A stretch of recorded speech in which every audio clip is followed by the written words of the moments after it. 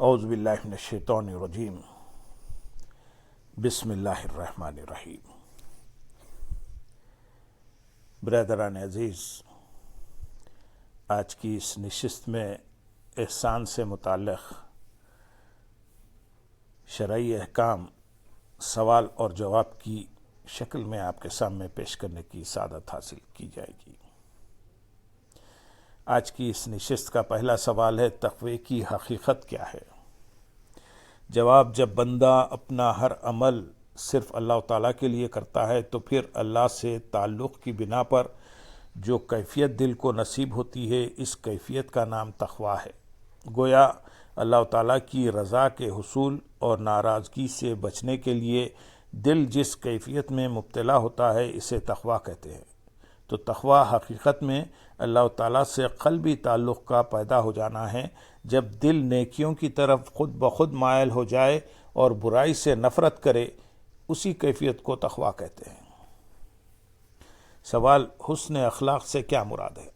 جواب، خلق کی جمع اخلاق ہیں، اس کے معنی پختہ عادت کے ہیں۔ اصطلاح میں خلق سے مراد انسان کی ایسی کیفیت اور پختہ عادت کا نام ہے جس کی وجہ سے بغیر کسی فکر و توجہ کے نفس سے اعمال سرزد ہوں۔ حسن خلق سے مراد نیک خو اور اچھی خصلت ہے۔ مسلمان کے لیے عمدہ اور حسین اخلاق کا مالک ہونا بہت ضروری ہے۔ اخلاق حسنہ میں عفو و درگزر، صبر و تحمل، قناعت و توکل، خوش خلقی و مہمان نوازی، تواضع و انکساری، خلوص و محبت جیسے اوصاف قابل ذکر ہیں۔ حسن خلق کی بڑی علامت یہ ہے کہ جب کسی پر غصہ آئے اور اسے سزا دینا چاہے تو نفس کو ہدایت کرے کہ اللہ تعالیٰ کا ارشاد گرامی ہے اور غصہ ضبط کرنے والے ہیں اور لوگوں سے ان کی غلطیوں پر درگزر کرنے والے ہیں۔ سورۃ آل عمران آیت نمبر 134 کا ہم نے ترجمہ بیان کیا۔ اللہ تعالیٰ ارشاد فرماتے ہیں کہ اور غصہ ضبط کرنے والے ہیں اور لوگوں سے ان کی غلطیوں پر درگزر کرنے والے ہیں۔ سوال، تصوف اور احسان میں حسن خلق کی کیا اہمیت ہے؟ جواب، احسان و تصوف کی راہ پر چلنے والے صوفیاء کرام اور اولیاء اعظام کا اخلاق عام مسلمانوں سے حد درجے افضل اور حسین ہوتا ہے۔ شیخ ابوبکر القطانی رحمۃ اللہ علیہ کا قول ہے، تصوف سراپا اخلاق ہے۔ جس نے کسی خلق کا اضافہ کیا، اس نے تصوف میں اضافہ کیا۔ صوفیاء کرام مجاہدین و ریاضت کے ذریعے اپنے نفوس کی اس طرح اصلاح کرتے کہ ان کے اخلاق بہتر ہو جاتے۔ عام مسلمان نیک کام کرنے میں اسلام کی روشنی میں چلتے ہیں۔ زاہد لوگ بھی بعض اخلاق اختیار کرتے ہیں، جبکہ صوفیاء کرام جو اللہ تعالیٰ کی بارگاہ میں مقرب ہوتے ہیں اور ان کے عمل احسان کے نور کے مطابق ڈھلے ہوتے ہیں، جب اہل قرب اور صوفیاء کرام کے باطن میں نور یقین سرایت کر جاتا ہے اور وہ ان کے قلب و باطن میں رچ بس جاتا ہے تو قلب کا گوشہ گوشہ جگمگا اٹھتا ہے۔ اس طرح قلب کا کوئی گوشہ نور اسلام سے اور کوئی نور ایمان سے منور ہو جاتا ہے، مگر نور احسان و ایقان سے قلب کے تمام گوشے روشن ہو جاتے ہیں۔ اس لیے صوفیاء کرام کے اخلاق ہی اصل میں خدائی رنگ میں رنگے ہوئے ہوتے ہیں، اتباع رسول میں حسن اخلاق کے سانچے میں ڈھلے ہوتے ہیں۔ اس لیے صوفیاء کرام کی پہچان ان کا حسن خلق ہی ہے، اور جس میں حسن خلق نہیں وہ کم از کم صوفی نہیں کہلا سکتا۔ سوال، تیسری بنیادی تقاضے مجاہدہ نفس سے کیا مراد ہے؟ جواب، روحانی بیماریوں کے علاج اور نفسانی خرابیوں کے ازالے کے لیے تزکیہ نفس، تصفیہ قلب اور تطہیر باطن کے لیے محنت اور عبادت میں کثرت اور ریاضت کرنا یہ مجاہدہ ہے۔ حدیث نبی صلی اللہ علیہ وسلم میں ہے، مجاہدہ وہ ہے جو آپ صلی اللہ علیہ وسلم نے فرمایا، مجاہدہ وہ ہے جو اپنے نفس سے جہاد کرے۔ اس حدیث کو امام ترمذی نے روایت کیا ہے۔ مجاہد کی حقیقت نفس وہ خواہش کی مخالفت ہے۔ نفس کو مرغوب چیزوں سے، منمانی باتوں سے اور تمام لذتوں سے چھڑایا جاتا ہے اور ہر وقت اسے اس کی خواہشوں کے خلاف آمادہ کیا جاتا ہے۔ نفس کی مثال سرکش گھوڑے کی مانند ہے، تو مجاہدہ اس سرکش گھوڑے کے منہ میں تقوی کی اور اللہ کے ڈر کی لگام ڈال دینا ہے۔ سوال: مجاہدہ نفس کی اہمیت کیا ہے؟ جواب: صوفیاء کرام کا قول ہے کہ مجاہدہ نفس کے بغیر سالک کوئی مرتبہ حاصل نہیں کر سکتا، لہذا نفس کی مخالفت عبادت کی تمام قسموں کی بنیاد اور مجاہدے کے تمام درجوں کا کمال ہے۔ بندہ اس مقام تک رسائی کے بغیر راہ حق کو نہیں پا سکتا، اس لیے اللہ تعالیٰ نے نفس کی مخالفت کا حکم دیا ہے۔ وہ جو نفس کی مخالفت کے لیے کوشاں رہتے ہیں، اللہ تعالیٰ نے ان بندگان حق کی تعریف و تحسین فرمائی ہے۔ ارشاد باری تعالیٰ ہے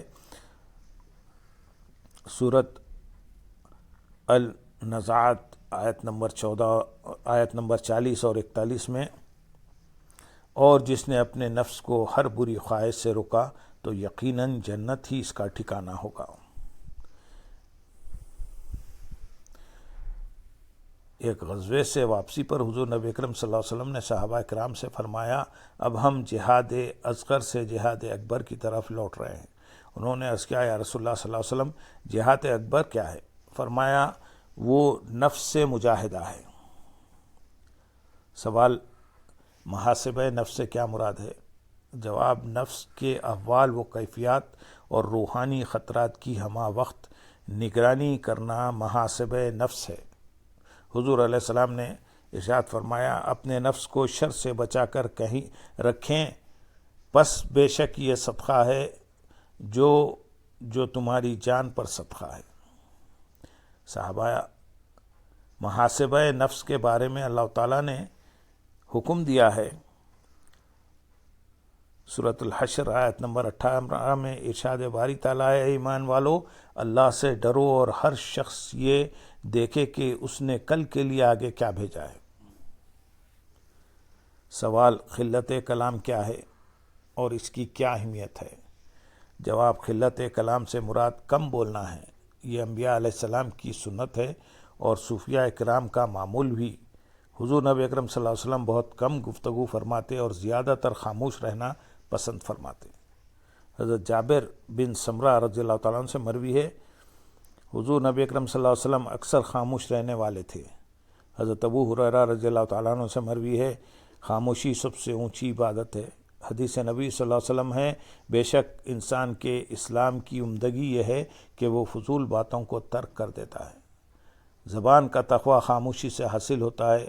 ارشاد نبی صلی اللہ علیہ وسلم ہے، جو خاموش ہوا وہ نجات پا گیا۔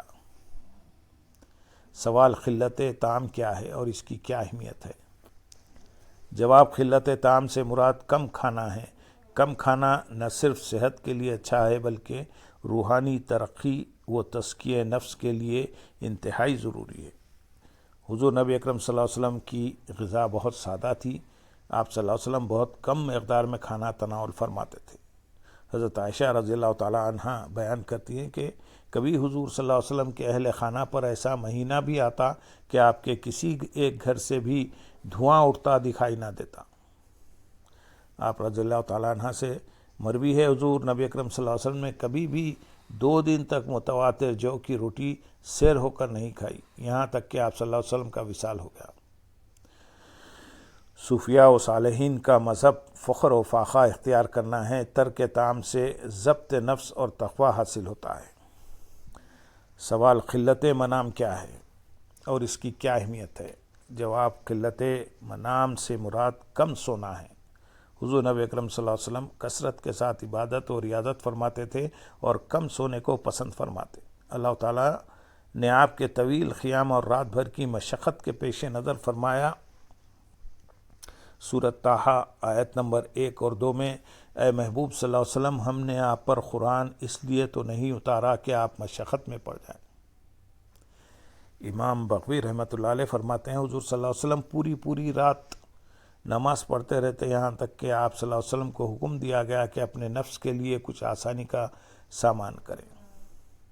صاحب تفسیر کشاف لکھتے ہیں کہ رسول اللہ صلی اللہ علیہ وسلم عبادت میں اس قدر طویل مجاہدہ فرماتے تھے کہ نماز میں طویل قیام کے باعث آپ کے خدم مبارک متورم ہو جایا کرتے تھے۔ سوال چوتھے، بنیادی تقاضے کثرت ذکر و اذکار سے کیا مراد ہے؟ جواب، جب سالک حصول علم و طاعت حق اور مرشد کی بیعت حاصل کرنے کے بعد مجاہدہ نفس کی طرف پہلا قدم بڑھائے، یعنی اپنے کھانے پینے سونے اور بولنے میں کمی کر دے، تو پھر اپنے شیخ و مربی کی اجازت سے ذکر و اذکار میں مشغول ہو جائے۔ اگر اپنے اذکار اور دیگر عبادات میں پابندی وقت سے کام لے گا تو یہ اس کے حق میں بہت مفید ثابت ہوگی۔ تلاوت قرآن مجید کے لیے کوئی وقت مقرر کر کے باقاعدگی سے تلاوت کے ذریعے اپنے باطن کو منور کرے۔ نوافل کے معاملے میں سالک فرض نمازوں کی پابندی کے علاوہ تہجد، اشراق، چاشت اور اوابین ادا کرے۔ اسے چاہیے کہ نماز فجر اور اشراق کے درمیان اور مغرب و اوابین کے درمیان دنیاوی گفتگو سے پرہیز کرے۔ اس کے علاوہ ہفتے میں کم از کم ایک بار صلاۃ التسبیح ضرور پڑھے، اس کے لیے جمعہ کا دن موزوں ترین ہے۔ سالک کے لیے ضروری ہے کہ زیادہ سے زیادہ محفل نعت و ذکر کا اہتمام کرے، یا کم از کم ایسی مجالس ذکر و فکر میں شرکت اپنے اوپر ضرور لازم کرے۔ ان ذکر و اذکار کی پابندی کیے بغیر روحانی ترقی، تزکیہ نفس اور مرتبہ احسان تک رسائی ممکن نہیں۔ سوال، آداب ذکر الہی کیا ہے؟ جواب، ذکر و اذکار میں چند آداب و شرائط ضروری ہیں۔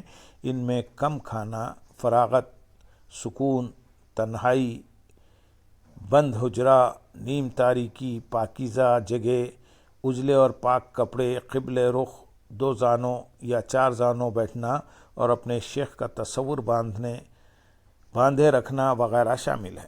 ذکر شروع کرنے سے پہلے سچے دل سے توبہ و استغفار کی جائے۔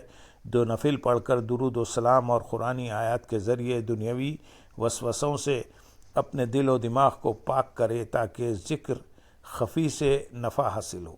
ذکر کرتے وقت اپنا دھیان دنیا کے جاہ و مال سے اس قدر ہٹا لیا جائے کہ دوران ذکر ان کا خیال تک نہ گزرے۔ صرف زبان سے نہیں بلکہ پورے دل جمعی، وجدان قلبی، توجہ اور محبت کے ساتھ ذکر الہی میں مشغول رہنا اپنا معمول بنا لیں۔ اللہم صلی علی سیدنا محمد وعلی آلہ سیدنا محمد وبارک وسلم، وآخر دعوانا ان الحمد للہ رب العالمین۔